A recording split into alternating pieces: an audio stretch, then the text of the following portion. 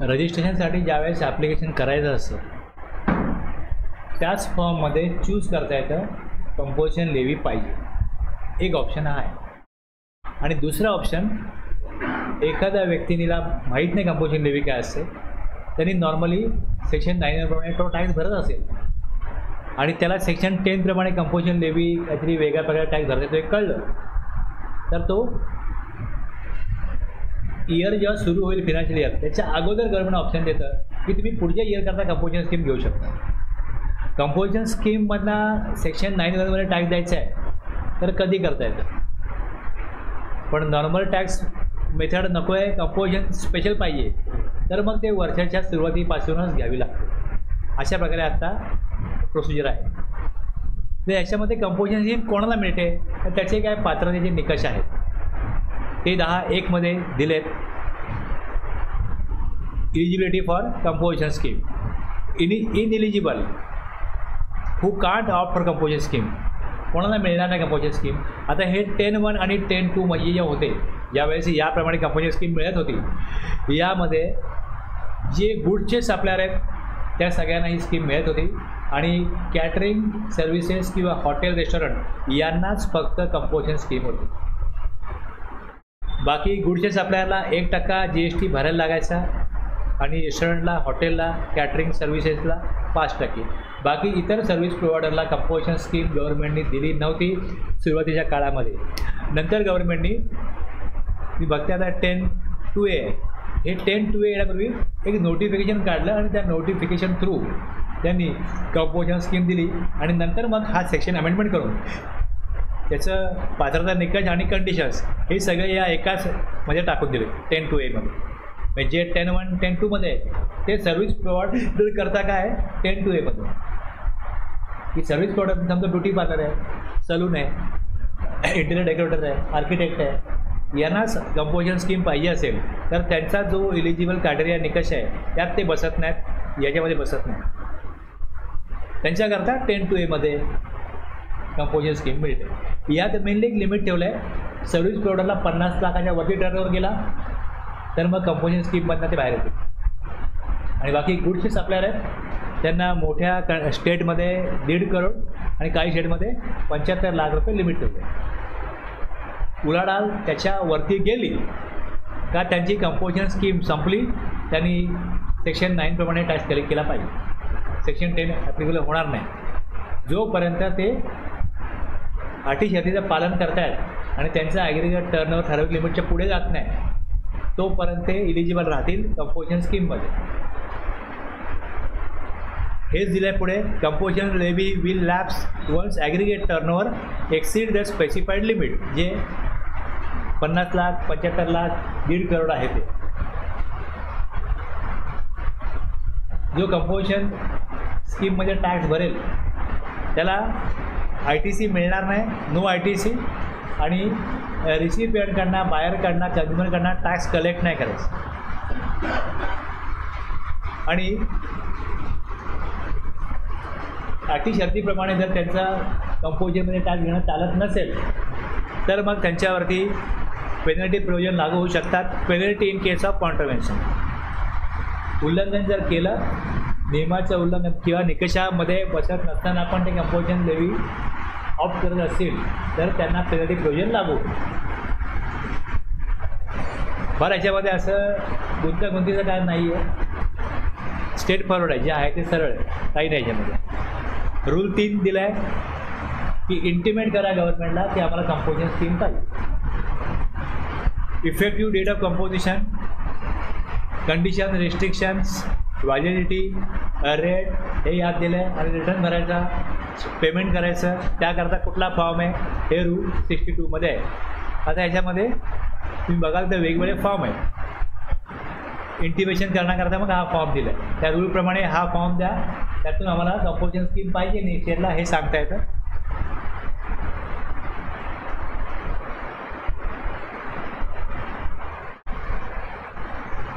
आता ह्याच्यामध्ये विड्रॉ करायचे कंपोजिशन स्कीम नको आहे तर त्याकरता मग प्रोसिजर आहे, त्याकरता फॉर्म आहे. जर CAP 05 notice for denial of option आणि रिप्लाय टू द नोटीस जर एखाद्याने तो तिकीटच्यामध्ये बसत असताना कंपोजिशन स्कीममध्ये काही गरज असेल पण त्याला नोटीस पाठवेल, तो रिप्लाय करेल. Order for acceptance or rejections of show cause notice he CMP 07 आहे आणि statement for payment of self assess tax CMP 08 आहे. रिटर्न इयरली आहे GSTR 4. आता हा 9A गव्हर्नमेंट एक्झाम्प्टच करतं. 17, 18, 18, 19 क्वार्टरली GSTR 4 होता आणि 19-20 पासून GSTR 4 ॲन्युअली केला आणि GSTR 9A आता भरायला सांगत नाही.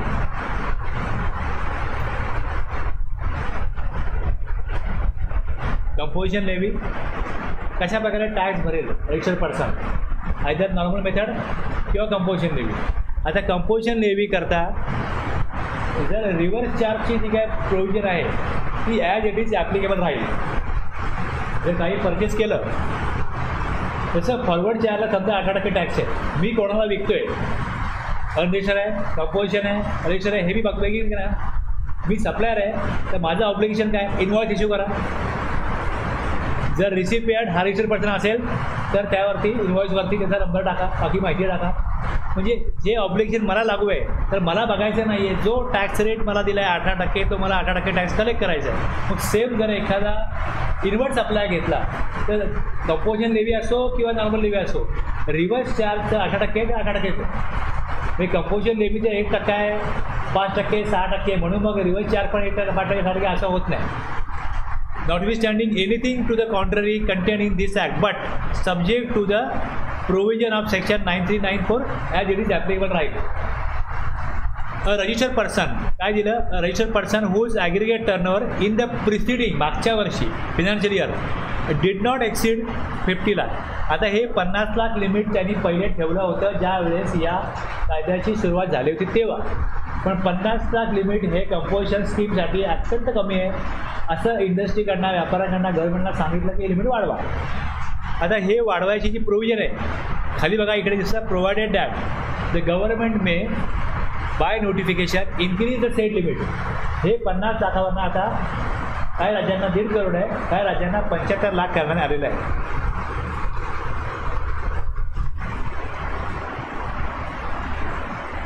आता याच्यामध्ये रेट किती असेल, रेट किती असेल,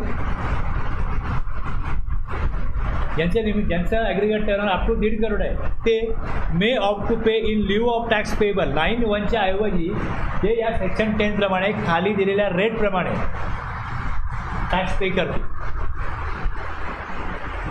मे opt to pay an amount of tax calculated as such rate as may pay. यापेक्षा जास्त लेवी होऊ शकत नाही, कमी होऊ शकते.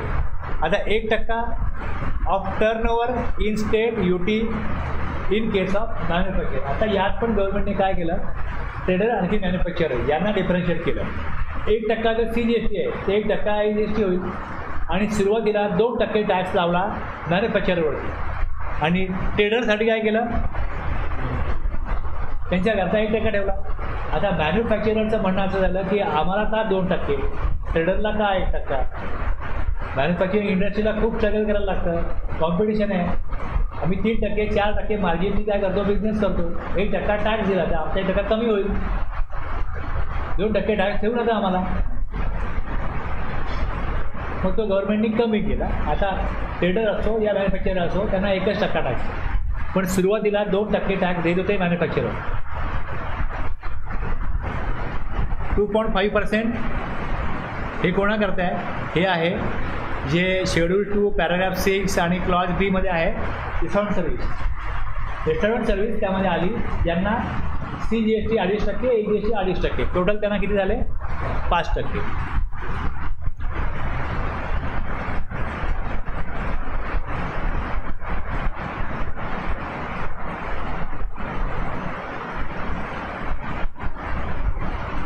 आता जे गुडचे सप्लायर आहे हे बघा खाली प्रोव्हिजन काय म्हणतो, provided further that a person who opt to pay tax under clause ABC, हे ABC आहे, यात ते टॅक्स पे करणार आहेत,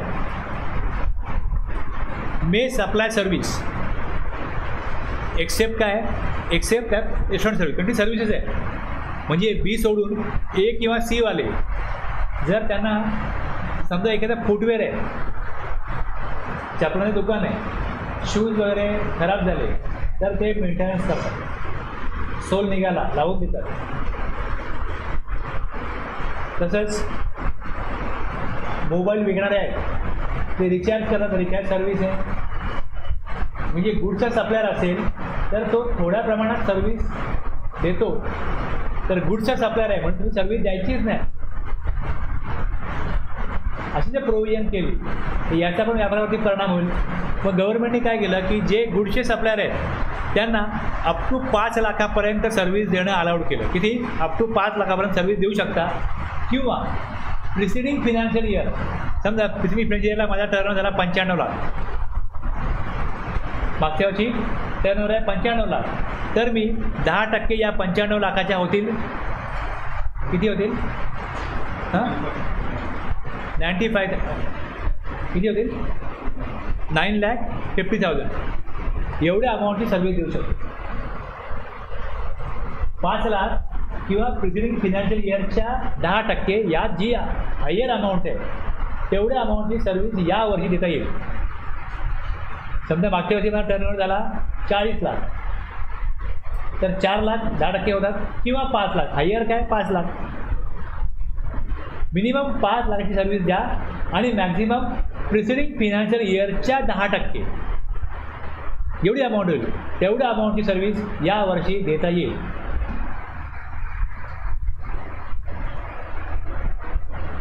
आता यात परत जेव्हा सर्व्हिसची अमाऊंट काढली जाते त्यात हे सांगितलं आहे for the purpose of second provision. हा जो प्रोव्हिजन आहे सर्व्हिस द्यायची आहे, सर्व्हिसची अमाऊंट काढताना the value of exempt supply of services provided by way of exchange deposit loan advances आणि त्याचं कन्सिडरेशन काय आहे? इंटरेस्ट किंवा डिस्काउंट. तर इंटरेस्ट इन्कम झाले, पैसे वापरायला दिले, पैसे ठेवायला दिले म्हणून इंटरेस्ट किंवा डिस्काउंट मिळतो आहे, तर ती अमाऊंट यातनं बघा. सर्व्हिस किती अमाऊंटची दिली? किंवा इंटरेस्ट मिळाला 1 लाख कन्सिडरेशन, ते सोडून द्या. बाकीचा जी सर्व्हिस आहे ती 10% किती होतील? प्रिसिडिंग फिनान्शियल इयरच्या. समजा मी मला बोललो इकडे की 95 लाख, इथे 9,50,000पर्यंत मला सर्व्हिस देता येईल. जर मी 10 लाखाची सर्व्हिस दिली तर मला कंपोजिशन स्कीममध्ये राहता येणार नाही, मी निकष मोडले. मी 9 लाखापर्यंत सर्व्हिस दिली तर माझी कंपोजिशन स्कीम कंटिन्यू राहील, पण मला 1 लाखाचा इंटरेस्ट मिळाला आहे तर 10 लाख होणार नाही, कारण ते बघायचे 9 लाखात अमाऊंट राहील. ते विचारात घ्यायचे नाही सर्व्हिसच्या अमाऊंटमध्ये, कारण दिलं इकडे की the value of exempt supply of services for the purpose of, ह्याच्याकरता shall not taken into account, ती विचारात घेऊ नका. Determining the value of turnover in state, जो टर्नओव्हर स्टेटचा आहे त्यात ती व्हॅल्यू विचारात घेऊ नका. आणि मग या प्रकारे रेट दिले. आता यामध्ये परत काय केलं बघा की 0.5% of the turnover in state कोणाकरता? मॅन्युफॅक्चरर.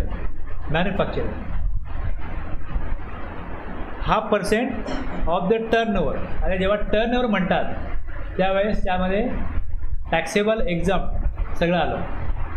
आणि ट्रेडर जो आहे 0.5% of the turnover of taxable supplies. फरक लक्षात घ्या. म्हणजे गव्हर्नमेंटनी पुन्हा काय केलं तिथे डिफरन्शिएट केलं की बघा ट्रेडरना सांगितलं की तुमचा जो टर्नओव्हर होईल टॅक्सेबल असो या एक्झाम्प्ट असो संपूर्ण अमाऊंटवर तुम्ही 1% द्यायचं आणि ट्रेडरला फक्त टॅक्सेबल टर्नओव्हरवरच 1% द्यायचं. आणि जे 2A मध्ये ज्यांना स्कीम दिली आहे त्यांच्याकरता रेट दिला 3% CGST, 3% AGST. आणि हॉटेल रेस्टॉरंट कॅटरिंग सर्व्हिस करता किती आहे? 2.5% CGST, 2.5% AGST. हे असं ॲप्लिकेबल आहे 24/6/2020 पासून. हे नोटिफिकेशन आलं, यात हे रेट दिलेले आहे.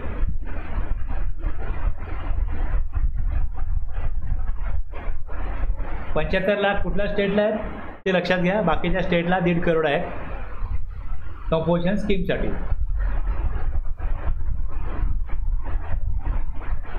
जे वर दिलं आहे तेच एक्झाम्पल दिलं आहे की यांनी सेकंड प्रोविजन काय सांगतो की काही प्रमाणात सर्व्हिस दिली जाऊ शकते. Manufacturer and other suppliers opt to pay tax at the rate of 1% of turnover in the state आणि रेस्टॉरंट सर्व्हिस 5%.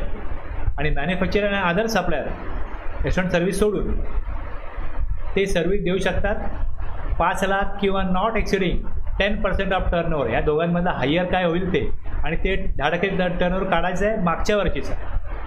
मी जेव्हा आता 24-25मध्ये आहे त्यावेळेस 23-24मध्ये माझा टर्नओव्हर किती होता त्याच्या 10%. आता तो 10% जर आले इकडे 95 लाखाचे 9.5 लाख आणि 5 लाख यातले हायर काय, म्हणजे या वर्षी मी 9.5 लाखापर्यंतच्या अमाऊंटपर्यंत सर्व्हिस देऊ शकतो. जर त्याच्यावरती अमाऊंट गेली, if the value of service supplied exceed 9.5 lakh in he becomes supplier composition स्कीममध्ये राहण्यासाठी पात्र राहणार नाही.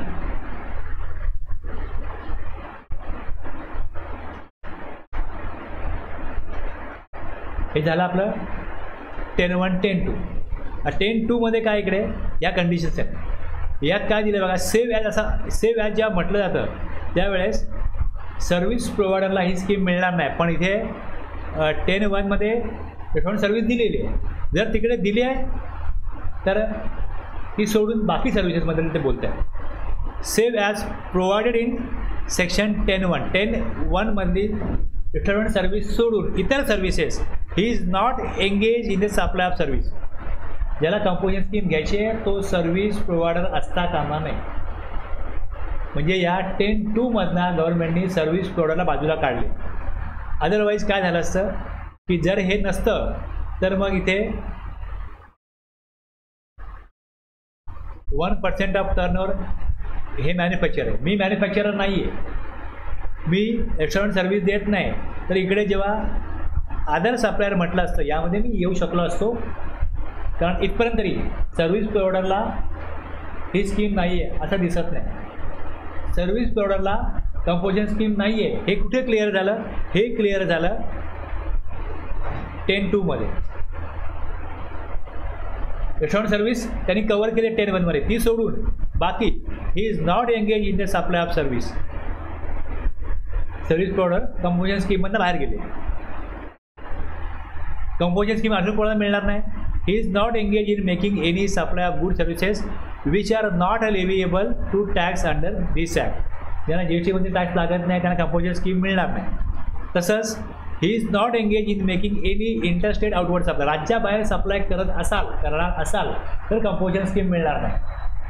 म्हणजे राज्याबाहेर सप्लाय जसा केला जाईल कंपोजिशन स्कीम अपात्र होईल त्या व्यक्तीला. ही is not engage in making any supply of service through an electronic commerce operator who is required to collect tax at source under section 52. He is not engaged in making any supply of service. Supply of service काय म्हटलं आहे, supply of service through and म्हणजे जो composition स्कीममध्ये आहे त्यांनी ECO through service दिली नाही पाहिजे. ही इज नॉट. आता इथे पहिले गुड सर्व्हिस दोन्ही होतं, आता गुड तिथनं काढलं म्हणजे ECO थ्रू गुड सप्लाय करता येतात, सर्व्हिस नाही. आता अनरजिस्टर्ड पर्सनला पण अलाउड केलं गव्हर्नमेंटनी, कंपोजिशन स्कीममध्ये त्यांना पण अलाउड केलं ECO थ्रू सर्व्हिस करू शकतात, गुड देऊ शकतात. कारण लोक नॉर्मली रोजच्या घरातल्या वापराच्या वस्तू आहेत, ग्रोसरी आहे, भाजीपाला आहे, हे पण जर का ऑनलाईन मागवायला लागले तर छोट्या व्यापाऱ्यांनी काय करायचं. मग गव्हर्नमेंटनी अनरजिस्टर्ड पर्सन कंपोजिशन स्कीममध्ये असलेले लोक त्यांना अलाउड केलं की तुम्ही e commerce operator through supply करू शकता. आणि याच्या नोटिफिकेशन्स तुम्हाला मी दाखवल्या होत्या. आपण जो पहिला टॉपिक बघितला रजिस्ट्रेशन त्यात दाखवल्या होत्या.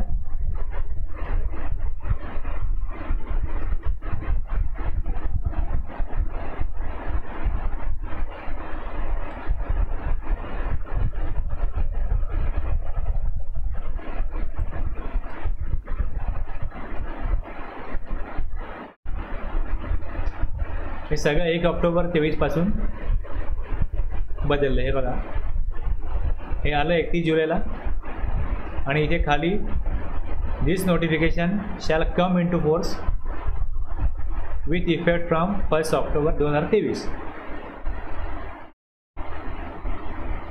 23(2) मध्ये specified the person making supplies of goods through electronic commerce operator यांना अलाउ केलं. आणि तसंच unregistered dealer may supply through goods through ECO. Composition dealer may supply goods. मग इथे ECOने काय करायचं तर अलाउ करा, हे ECO करताय. Unregistered person exempted from opting registration through ECO. आणि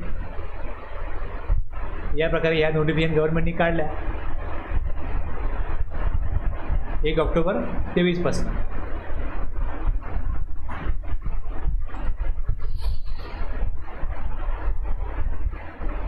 कॅज्युअल टॅक्सेबल पर्सन आणि NRTP यांना मिळत नाही कंपोजिशन स्कीम. आणि काही गुड्सचे मॅन्युफॅक्चरर आहेत जे नोटिफाय करेल गव्हर्नमेंट, हे गुड्स नोटिफाय केले, याचे जे मॅन्युफॅक्चरर आहेत, ट्रेडर नाही मॅन्युफॅक्चरर आहेत, त्यांना कंपोजिशन स्कीम मिळणार नाही. आता जर आईस्क्रीम आहे तर आईस्क्रीमचा एखादा ट्रेडर असेल आपल्या बिल्डिंग खाली, त्याला मिळते कंपोजिशन स्कीम, पण आईस्क्रीमच्या मॅन्युफॅक्चररला मिळत नाही composition scheme. Ice cream, pan masala, added water, tobacco, bricks, building bricks. ठीक आहे, कळलं एवढं. आता याच्यानंतर 10(2) याला अमेंडमेंट होऊन याच्यामध्ये पण सगळी भाषा या अगोदरच्या सेक्शनप्रमाणेच आहे की 9394 ॲप्लिकेबल राहील, त्याला काय नाही. जे इलिजिबल नाही आहेत 1 आणि 2 मध्ये आणि ज्यांचा टर्नओव्हर 50 लाखापर्यंत जोपर्यंत उलाढाल त्यांची त्याच्या पुढे जाणार नाही, त्यांच्यासाठी ही कंपोजिशन स्कीम आहे. म्हणजे सर्व्हिस प्रोव्हायडर मेनली यामध्ये कवर होतील, कारण त्यांना 10(1) 10(2) कंडिशनप्रमाणे काय होतं, कंपोजिशन स्कीम मिळत नाही. त्यांना टॅक्स द्यायचा आहे 3% CGST, 3% AGST. May opt to pay in lieu of tax payable 9(1) ऐवजी ते amount of tax calculated at such rate काय दिला, टर्नओव्हर इन स्टेटच्या 3% CGST, 3% AGST. आणि बाकी अटी शर्ती ज्या आत्ता आपण वाचल्या त्याच आहेत. फक्त पहिले जे वाक्य होतं सर्व्हिस प्रोव्हायडर स्कीम मिळणार नाही, ती सोडून बाकी तेच आहे की engage in making any supply good services which are not leviable, राज्याबाहेर सप्लाय करता येणार नाही. Engage in making any supply of services ECO through supply करता येणार नाही. मॅन्युफॅक्चरर ऑफ सच गुड्स जे नोटिफाय केलेत गुड्स त्यांनाही ही स्कीम मिळणार नाही. आणि CTP आणि NRTPला ही स्कीम मिळणार नाही. आता कंपोजिशन स्कीम ज्यावेळेस दिली जाते, जर एकापेक्षा जास्त नंबर असतील तर सगळे नंबर आयदर कंपोजिशन स्कीमला पाहिजे किंवा सगळे नंबर सेक्शन 9(1) प्रमाणे टॅक्स भरणारे असले पाहिजे. Provided that where more than 1 registered person are having the same PAN issued under the income tax act 1961, registered person shall not be eligible to opt for a scheme under this section, that is section 10(2)(a) unless all such registered person opt to pay tax under section 10. 9(1) मध्ये जर का tax भरत असेल एक number तर दुसरा number कंपोजिशनला मिळणार नाही. सगळे कंपोजिशन स्कीमला घ्या किंवा सगळे 9(1) प्रमाणे टॅक्स पे घ्या.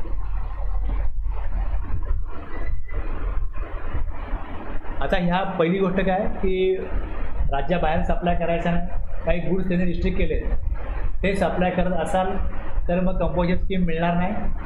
आणि ॲग्रिगेट टर्नओव्हर एक्सिड जोपर्यंत होत नाही तोपर्यंत ही ह्या स्कीममध्ये पात्र राहील टॅक्स भरण्याकरता. The option valid the option availed by a registered person under section 10(a) 10(2)(a) as the case may be shall lapse with effect from the day on which aggregate turnover काय होईल, acid होईल. जे limit दिलं आहे 10(1) ला 1.5 crore, 10(2)(a) ला 50 lakh as the case may बी. आणि 1.5 करोड जिकडे आहे त्या राज्यांना 75 लाख आहे, तिकडे 75 लाख. त्याने फोर सांगतो की a taxable person to whom the provision of section 10(1) or the case may be section 10(2)(a) apply shall not collect any tax from recipient. जो 1%, 5%, 6% भरायचे ते रिसिपियंटकडना कलेक्ट करून भरायचे नाहीत, म्हणजे स्वतःच्या पॉकेटमधनं भरायचे. हे समजा एखाद्याने 10,000चा सेल केला तर ह्याच्यावरती 1% भरायचा आहे, तो या 10,000मधनंच त्याला भरायचा आहे 1%. 10,000वरती 1% तो मागणार नाही रिसिपियंटकडनं. आणि not collect any tax from the recipient of supplies made by him nor shall be entitled to any credit of input tax. आणि त्याला कुठल्याही प्रकारचं इनपुट टॅक्स क्रेडिट घेण्याचा आपण अधिकार नाही. Penalty in case of contravention. Penalty in case of contravention. Penalty कधी लागेल? काही उल्लंघन केलं तर. मग पेनल्टीची कारणं काय असतील? Penalty consequences. If the proper officer has a reason to believe that a taxable person has paid tax under 10(1) or 10(2)(a), tax पे करतोय कंपोजिशन स्कीममध्ये, the case may be despite not being eligible, तो eligible नसताना such person shall in addition to any tax that may be payable by him. मग आता हे जर का हे कळलं तर मग तो काय करेल? 73 किंवा 74च्या तहत त्याच्यावरती penalty provision liable to be a penalty, आणि मग त्याच्यासाठी जी डिमांड आहे ते त्याच्यावरती हे सेक्शनप्रमाणे प्रोसिजर फॉलो होऊ शकतो.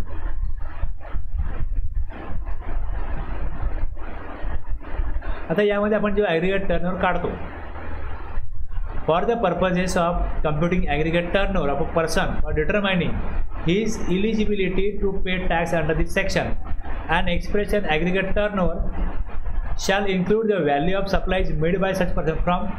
बघा, एखाद्याचा ॲग्रिगेट टर्नओव्हर किती आहे हे कॅल्क्युलेट करायचं असेल तर 1 एप्रिलपासून सुरुवात करा. हा एप्रिल आहे, मी एप्रिलपासून बघीन ॲग्रिगेट टर्नओव्हर किती झाला. हा ॲग्रिगेट टर्नओव्हर 20 लाखाच्या पुढे गेला.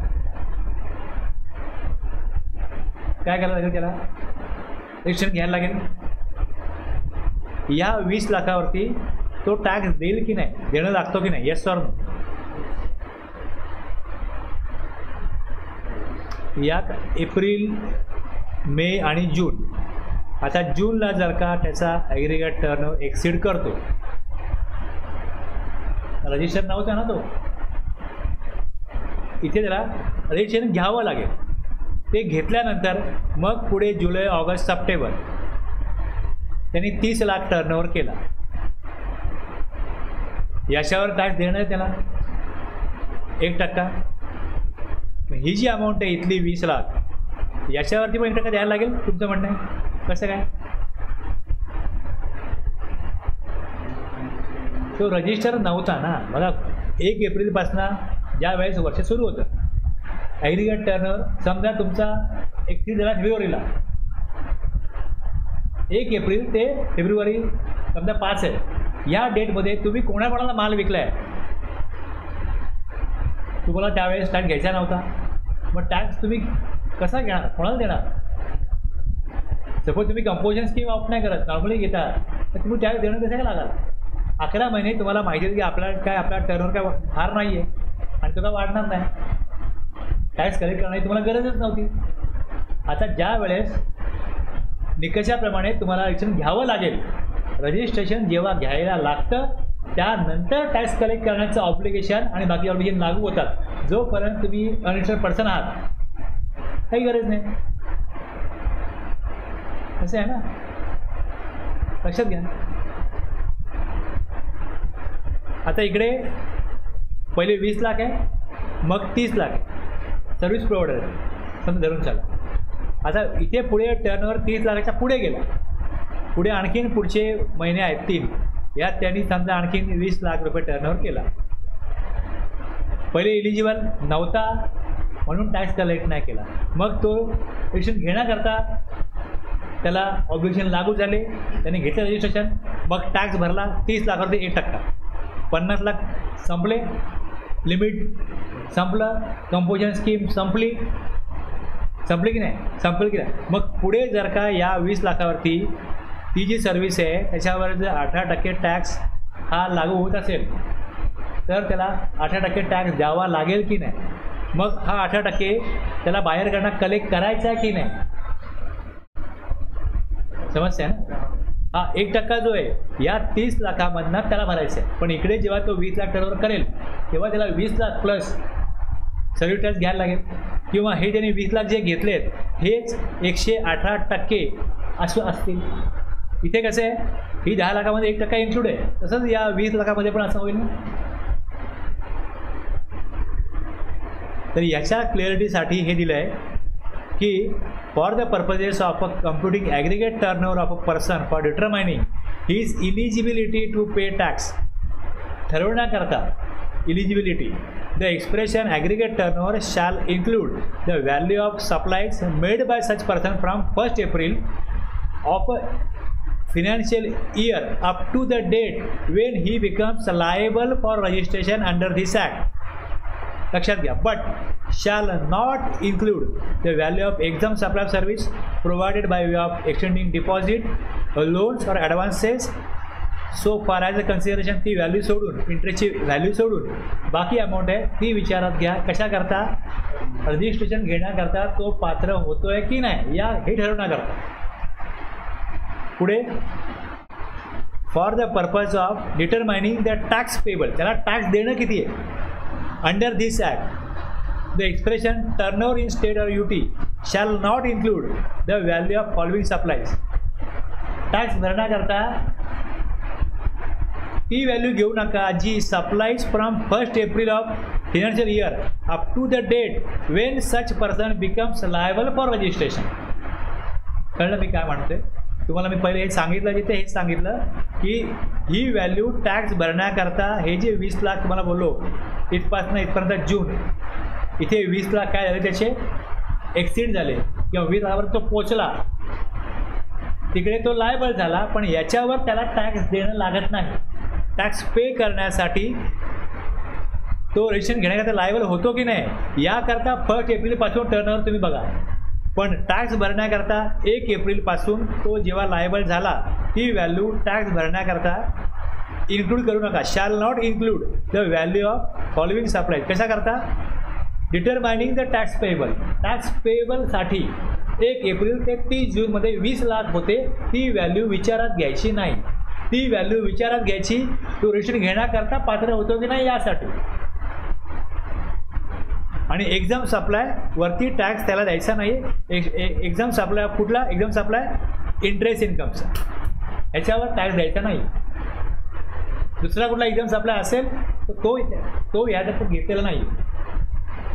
इंटरेस्ट हा फक्त वगळायचा टॅक्स पे करण्याकरता.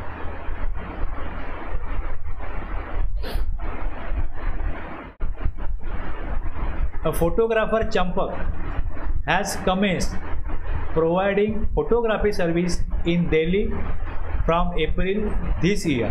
हे आत्ता मी वाचलं, हे तुम्हाला सांगितलं तेच परत या एक्झाम्पलने रिपीट होईल आता की 1 एप्रिलला त्यांनी 20 लाखाचा टर्नओव्हर केला. His turnover for various quarters till December is follows. हे 20 लाख आहेत. जुलै टू सप्टेंबर 30 लाख आहे. ऑक्टोबर टू डिसेंबर 20 लाख आहे. ह्या दिलेल्या केसमध्ये Champak has started supply of service in the current, त्यांनी नवीन बिझनेस सुरू केला 1 एप्रिलपासनं. त्यामुळे consequently in the current financial year he is eligible for composition scheme for services.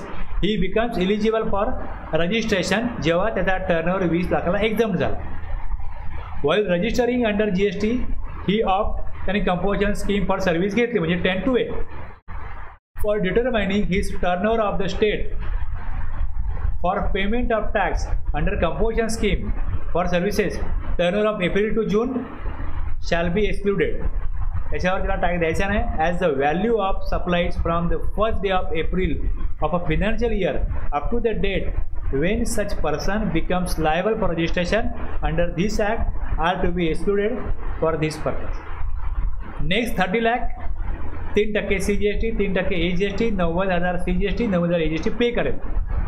By the end of September quarter, his aggregate turnover reaches 50 lakh. जसा 50 लाखाच्या पुढे गेला consequently his option to avail composition scheme services lapse.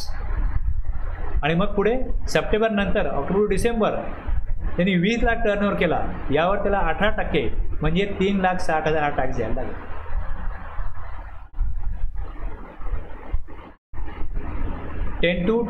Ten one कसा करताय?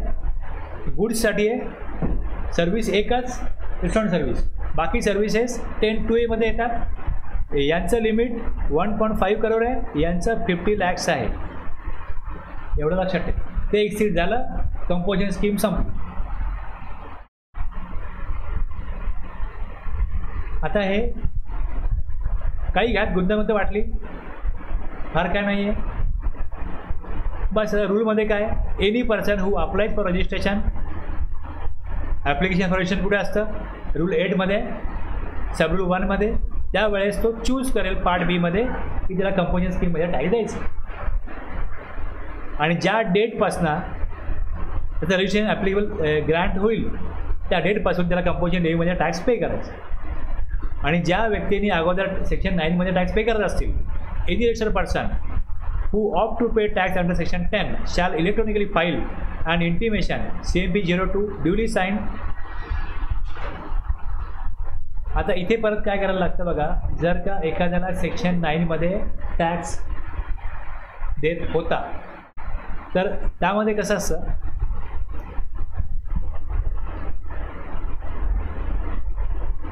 मी एप्रिलला काही goods order केले, purchase केले, ओके, परचेस केले आणि त्याचा ITC माझ्याकडे 10,000 रुपये. याच्या अगोदर जानेवारी, फेब्रुवारी, मार्च मी जे गुड्स परचेस केले असतील ते माझ्या स्टॉकमध्ये असतील ना. आता ज्या वेळेस एप्रिलला मी सेल करतो आणि मेच्या 20 पर्यंत ज्यावेळेस GSTR 3B फाईल करतो त्यावेळेस ITC एप्रिलमध्ये जे परचेस केलं आहे, इथला ITC माझा 5,000 शिल्लक आहे अकाउंटला माझ्या, आणि नवीन आला 10,000, म्हणजे एकूण माझ्याकडे ITC किती होईल? 15,000 होईल. यातले एप्रिलला परचेस केलेले मी काही गुड्स विकीन, सगळे नाही विकणार ना. मे एप्रिल महिन्यामध्ये परचेस पण चालू आहे, सेल पण चालू आहे, आणि अगोदर जे परचेस केलं आहे ते काही सगळं विकलं जात नाही ना. म्हणजे यातले काही गुड्स विकले जे त्याचा 5,000 ITC शिल्लक दिसतोय, ITC 15,000 येईल, लायबिलिटी आली 20,000, 5,000 कॅशमध्ये पे करेन. ओके, आता जे गुड्स स्टॉकमध्ये आहेत त्याचा ITC मी अवेल केलाच आहे ना. जानेवारीत केला आहे, फेब्रुवारीत केला आहे, मार्चला केला, इव्हन एप्रिलला पण केला आहे. आता जर गुड्स स्टॉकमध्ये आहेत, गव्हर्नमेंट असं बोलत नाही की तुम्ही बघा ही चेअर विकाल, ही चेअर विका आणि याचा ITC घ्या, असं बोलत नाही ना. सरसकट तुम्ही जे परचेस केलं आहे त्याचा ITC क्लेम करा. विकताना वेगळ्या वस्तू विकल्यात, पण परचेस जे काय केलं आहे, जे स्टॉकमध्ये पण जे विकणं बाकी आहे ITC क्लेम करा. आता जर का कंपोजिशन स्कीम चूज करतो 1 एप्रिलपासून आणि स्टॉकमध्ये समजा एक काही लाखाचा माल आहे आणि समजा त्याचा 1.5 लाख ITC घेतला गेला आहे, जर स्टॉक काढला तर कळेल की 1.5 लाखाचा ITC आहे. हा आता विकला असता तर आउटपुट टॅक्स कलेक्ट झाला असता समजा 2 लाख पुढच्या काळात, तर हा ITC सेट ऑफ त्याने घेतला असता. म्हणजे जो अगोदर त्याने ITC घेतला आहे ते गुड्स तो विकून आउटपुट टॅक्स कलेक्ट करणार नाही यापुढे.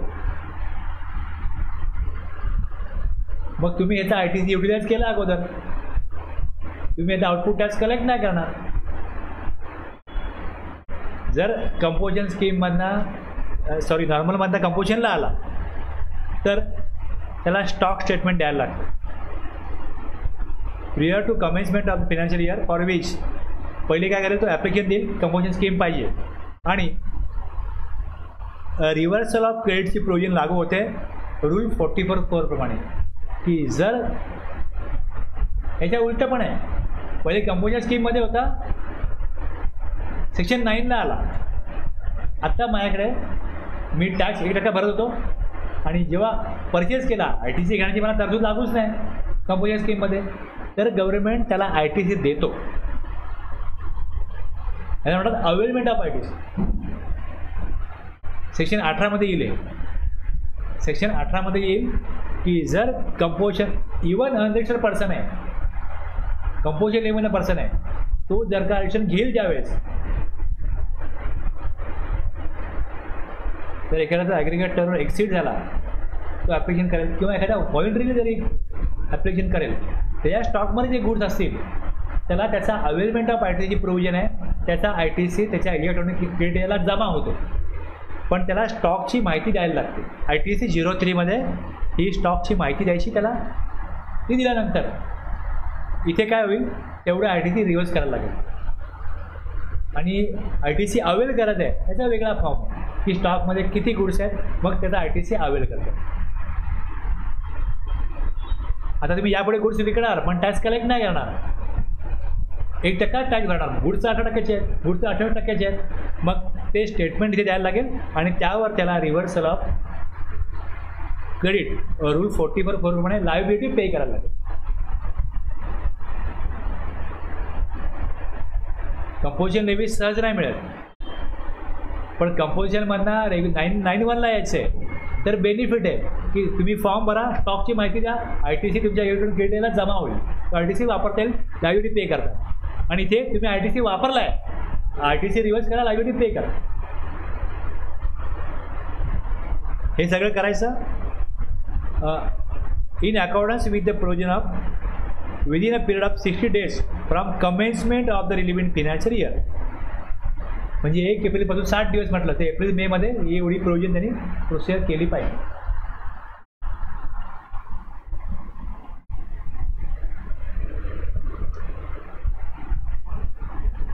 One intimation in respect of any place of business in any state or UT shall be deemed.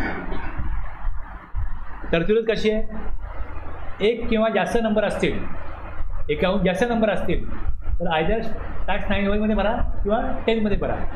एक जर काय इंटिमेशन दिलं कंपोजिशन स्कीममध्ये, and intimation in respect of any place of business in any state or UT shall be deemed to be intimation in respect of all other places of business registered on the same permanent account number. Effective date as per rule 4, intimation दिलं considered only after the grant of registration. ज्या डेटला licence मिळालं त्या डेटपासून काय होईल, composition levy effective होईल.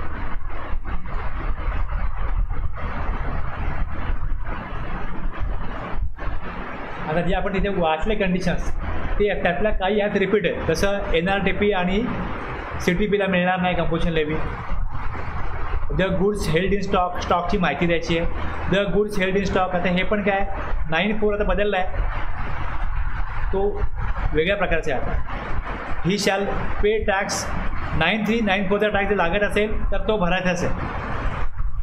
Plus he is not engage in manufacture of goods, ते पण दिलं आहे.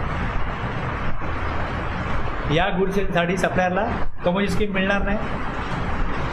महत्त्वाचं काय, वेगळं काय तर हे आहे की जो बोर्ड असतो, रूल 18 सांगतो 18 की बोर्डवरती नाव लिहा, GST नंबर लिहा, आणि हा रूल सांगतो की he shall mention the words composition taxable person not eligible for collect tax. हे कशावर लिहायचं, बिल ऑफ सप्लायवर लिहायचं. तो टॅक्स इनवॉइस इश्यू नाही करणार, इश्यू करेल बिल ऑफ सप्लाय, त्यावरती हे लिहिल की composition taxable person not eligible for to collect tax on supplies, आणि he shall mention the word composition taxable person on every notice or sign board displayed at prominent place at his principal place of business and an additional place of business. इकडे certificate लावेल, board लावेल, तिकडे हे पण लावेल composition taxable person.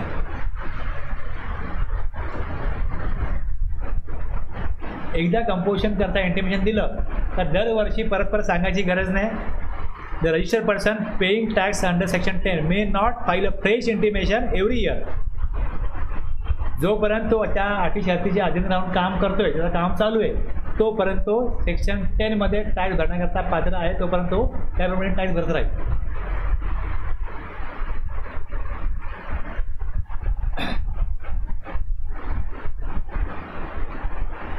Validity हेच पुढे दिलं आहे. The option exercise by registered person to pay tax under section 10 shall remain valid.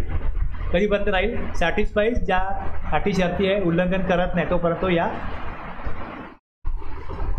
The person referred to in rule 6(1) shall be liable to pay tax 9(1) from the day he ceases to satisfy all the conditions. म्हणजे अटी शर्तीप्रमाणे त्याचा supply होत नसेल किंवा turnover exceed झाला, ज्या दिवशी होईल त्या दिवसापासून तो काय करेल, सेक्शन 9(1) प्रमाणे टॅक्स कलेक्ट करेल. म्हणजे टॅक्स इन्व्हॉइस इश्यू करेल आणि टॅक्स कलेक्ट करायला सुरुवात करेल. आणि 7 दिवसामध्ये काय करायचं, every respect person made thereafter and he shall also file an intimation for withdrawal from the scheme. CMP 04ला ही माहिती गव्हर्नमेंटला प्रोव्हाइड करेल की बाबा मला आता सेक्शन 10 प्रमाणे मी टॅक्स देऊ शकत नाही कारण अटी शर्तीचं माझ्याकडनं उल्लंघन झालं आहे किंवा टर्नओव्हर एक्सीड झाला, म्हणजे मी पात्र नाही आहे. म्हणून मला काय करा, रजिस्टर करून घ्या, तुमच्याकडे एंट्री करून घ्या की मी आता यापुढे सेक्शन 9(1) टॅक्स देणार आहे. The registered person who intends to withdraw from the composition scheme shall, before the date of such withdrawal, file an application duly signed or verified where the PO has a reason to believe that the registered person was not eligible to pay section 10, has contravened the provision of उल्लंघन केलं आहे या चॅप्टरचं, ही मे issue अ notice पाठवेल की तुम्ही liable नाही आहात composition स्कीममध्ये. डायरेक्टली त्याला सेक्शन 9(1) टॅक्स भरायला सांगता येत नाही. पहिले नोटीस पाठवा, मग त्याच्याकडनं ॲन्सर घ्या, रिप्लाय घ्या आणि मग ऑर्डर काढा की तुमचा रिप्लाय जो आहे त्याप्रमाणे तुम्ही सेक्शन 10 टॅक्स भरणा करा, इलिजिबल नाही आहे, तुम्ही टॅक्स पे करा सेक्शन 9(1) प्रमाणे. मग स्टॉकची माहिती द्यायची. एकदा एक युनिट विड्रॉ झालं, कंपोजिशन स्कीम नाही आहे, सगळीकडे नाही आहे. आणि रूल 7मध्ये हे रेट दिलेत आणि रूल 62मध्ये काय, CMP 08 क्वार्टरली काय करायचं आहे, क्वार्टर संपला का मग जो 18 तारीख येईल त्या 18ला CMP 08मध्ये पेमेंट करायचं. आता जो याचा रजिस्टर फोर भरला तो 30 एप्रिलला, यांची मागणी आहे कंपनी डीलरची की हा तुम्ही 23 जून करा. ही डेट 30 जून करण्याची मागणी आहे ही आता जीची काउन्सिलच्या रिकमेंडेशनमध्ये आलेली आहे. हा चेंज होईल.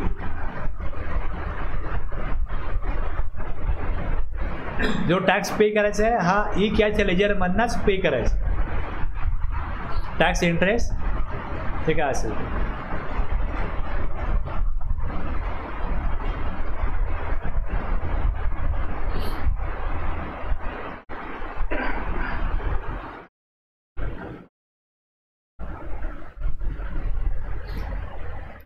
A registered person opting to withdraw from the composition scheme at his own motion or where option is withdrawn at the instance of the proper officer shall, where required, furnish a statement CMP 08 for the period for which he has paid tax under composition scheme till 18th of the month succeeding the quarter. आता ह्यात कसं आहे बघा की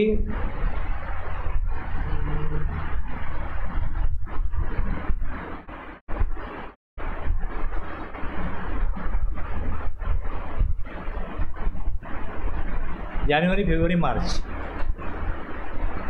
9 महिने composition स्कीममध्ये tax दिला होता. CMP 08मध्ये टॅक्स भरला, संपलं. पण समजा या तिसऱ्या क्वार्टरमध्ये काय झालं, 3 महिने येतात. फेब्रुवारीच्या समजा 18 तारखेपासून किंवा फेब्रुवारीच्या 20 तारखेपासून काय झालं, कंपोजिशन स्कीम मध्ये टॅक्स भरायला तो पर्सन पात्र राहिला नाही.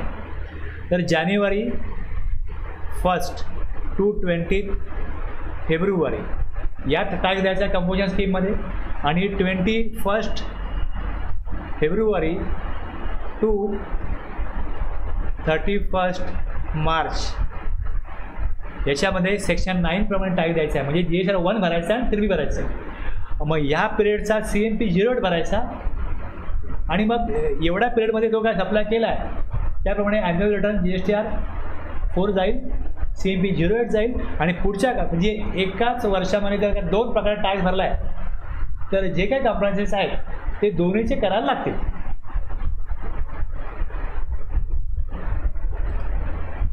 ते ध्यात दिलं की furniture return GSTR 4 for the set period ज्या पिरियडमध्ये तो कंपनी स्कीममध्ये होता त्याविषयीची इन्फॉर्मेशन जीएसटीआर 4ला जाईल. CMP 0 प्रमाणे टॅक्स जमा करेल आणि बाकीच्या पिरियडमध्ये जीएसटीआर 1 आणि 3 भरेल. आणि त्याप्रमाणे पुढे मग वर्ष संपल्यानंतर जीएसटीआर 9A जे काय लागू होईल ते लागू होईल. जर गव्हर्नमेंटने एक्झाम केलं तर एक्झाम केलं, पण ते लागू होईल. लागू आहे म्हणून गव्हर्नमेंट एक्झाम करतं.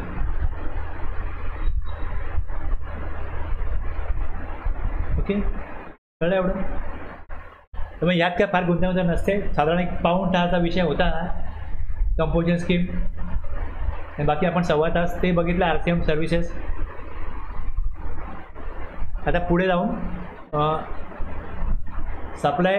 आता आपण बघा सेक्शन 9 आणि 10 कव्हर केलेले आहेत. एक्झाम्शनसाठी 11 आहे आणि सप्लायवर टॅक्स आहे. त्यामुळे सप्लायवर टॅक्स आहे म्हणजे सप्लाय इन्क्लूड्स काय होतं, सप्लाय आहे की नाही, म्हणजे आपलं ट्रान्झॅक्शन सप्लायमध्ये येतं की नाही. येत असेल तर मग ते एक्झाम नसेल तर टॅक्सेबल होईल.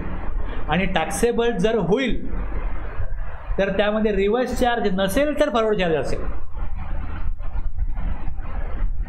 एवढं लक्षात. ठीक आहे, थांबूया इथे.